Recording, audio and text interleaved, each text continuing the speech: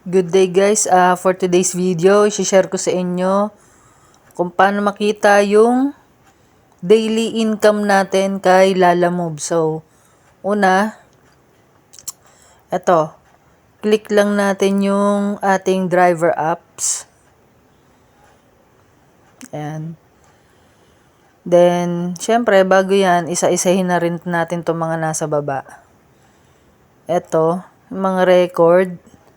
So, ayan, ongoing. Since gabi na, garahe na tayo.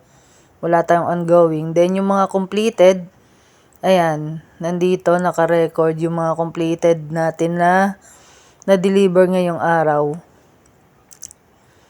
And then, yung mga cancel, yung mga kinancel ng mga customer natin, ayan, dyan din, naka-record din po yan. Then, next natin is yung wallet. Yan, click lang natin. Yan, makikita natin dito sa balance kung magkano yung laman ng wallet natin. Then, importante na hindi yan maubusan kasi pag yan nawala, hindi na tayo makakakuha ng another booking kay Lalamove. So, importante na meron laman yan. Then, ayan, kapag wala naman, ayan, makikita nyo yung top up. Pag wala na yung laman, pwede kayo mag-top up basta may laman yung GCash nyo. Then, yung mission, ayan, nung June 3 to June 9, may mission si Lalamove na kailangan makumpleto mo or makakuha ka ng 7 orders within that day.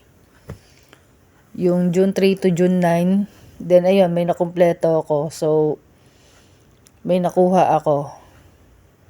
Then, income is statistics. So, eto na. Dito na natin makikita kung magkano yung kinita natin araw-araw. So, ngayong June 7, may order completed ako na 5. Since hapon na ako lumabas, kaya nakalima lang ako. Then, eto yung total na kinita ko ngayong araw. 486.40 centavos. So, ayun lang. Then, yung mga susunod niyan, ayun, yung June 5, June 6, yun. Naka-record din yun sa income statistic natin. So, hopefully, may natutunan kayo sa na-share ko. Comment lang, then subscribe. Thank you.